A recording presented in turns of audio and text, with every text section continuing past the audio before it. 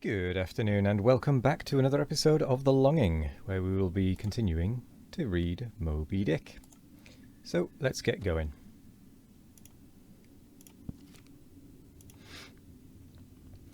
Chapter 62, The Dart. A word concerning an incident in the last chapter. According to the invariable usage of the fishery, the whaleboat pushes off from the ship, with a headsman or whale killer as temporary steersman, and the harpooner or whale fastener pulling the foremost oar, the one known as the harpooner oar.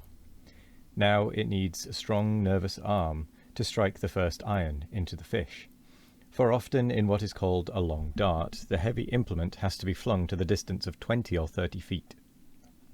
But, however prolonged and exhausting the chase, the harpooner is expected to pull his oar, meanwhile, to the utmost. Indeed, he is expected to set an example of superhuman activity to the rest, not only by incredible rowing, but by repeated loud and intrepid exclamations, and what it is to keep shouting at the top of one's compass, while all other muscles are strained and half started. What that is none now but those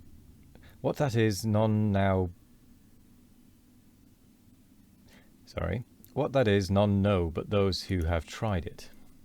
For one, I cannot bawl very heartily and work very recklessly at one and the same time. In this straining, bawling state, then, with his back to the fish, all at once with the exhausted harpooner, hears the exciting cry, "Stand up and give it to him."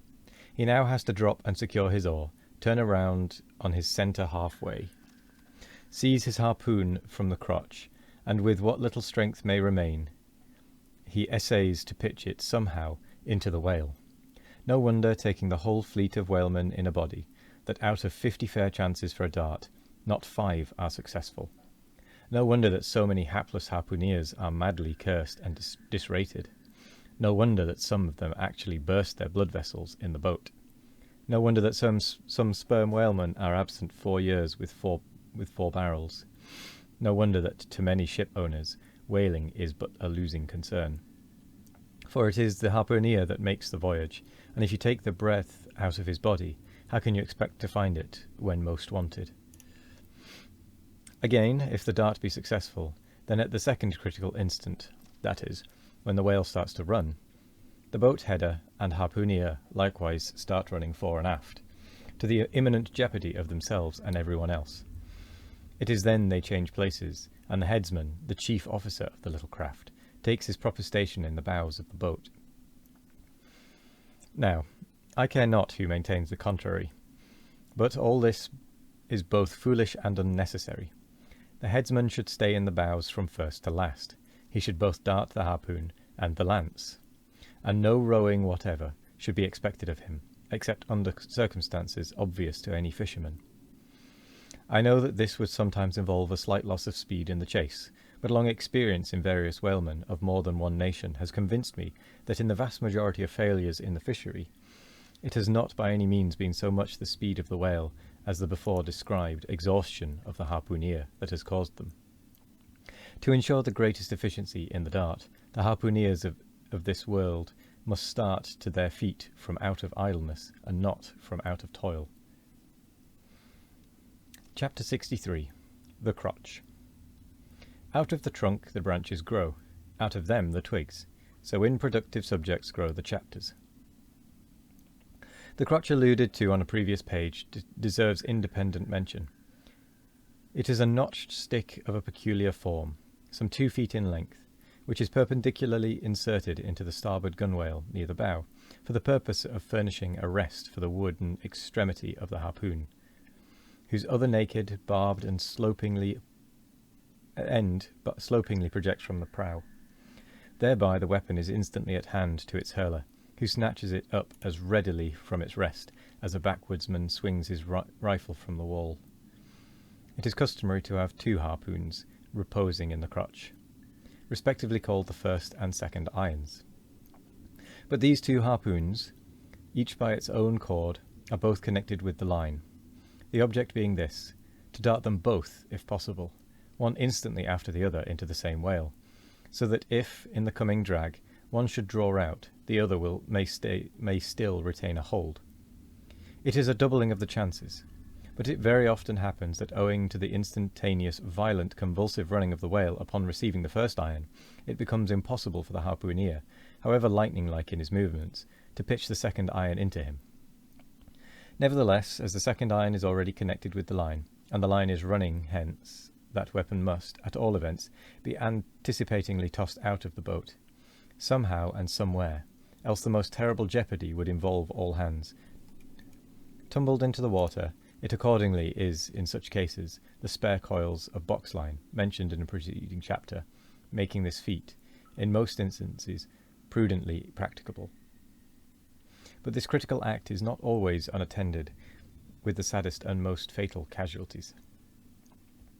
Furthermore, you must know that when the second iron is thrown overboard, it thenceforth becomes a dangling, sharp-edged terror, skittishly curvetting about both boat and whale, entangling the lines or cutting them, and making a prodigious sensation in all directions. Nor, in general, is it possible to secure it again until the whale is fairly captured and a corpse.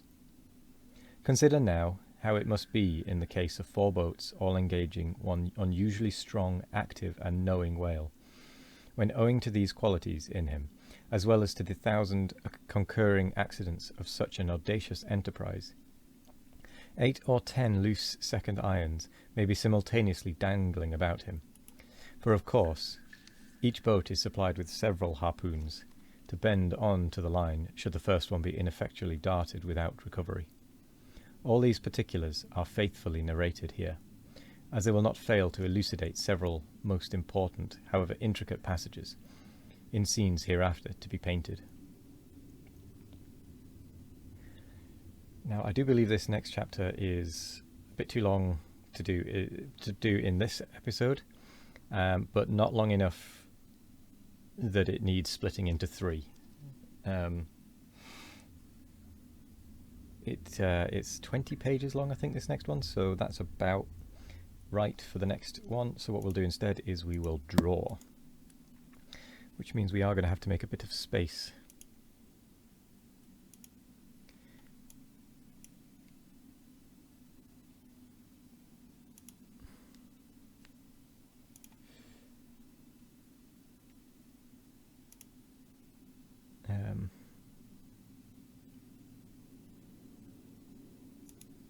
So the last one we did was the white and black moon. So the next one we're going to do is the cliff. We have 24 pages left with which to do drawings.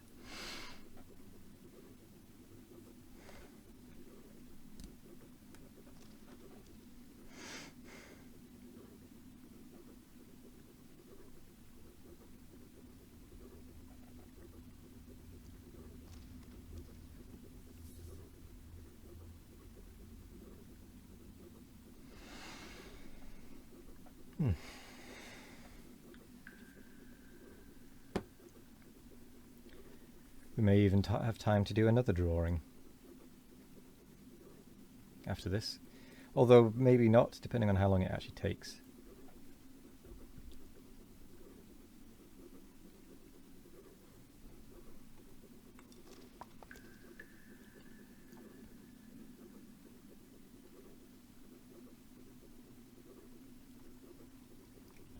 Yes, I'm thinking maybe we won't have time to do another drawing after this. But no matter.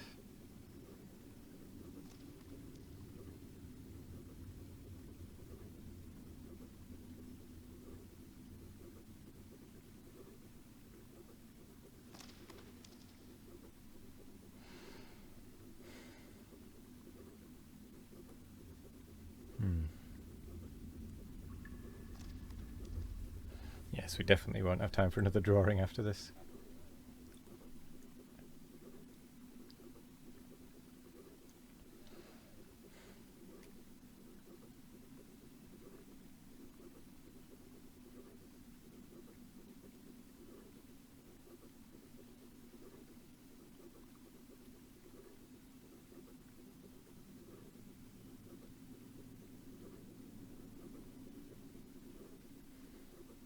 Ah, there we go. Perfect. That was pretty good timing there. So I will say thank you very much for joining me today. I hope you all have a wonderful morning, evening, afternoon, or night. No matter what time of day it is, I hope you have a wonderful one of it. And as always, we will be back tomorrow for more of The Longing. Goodbye.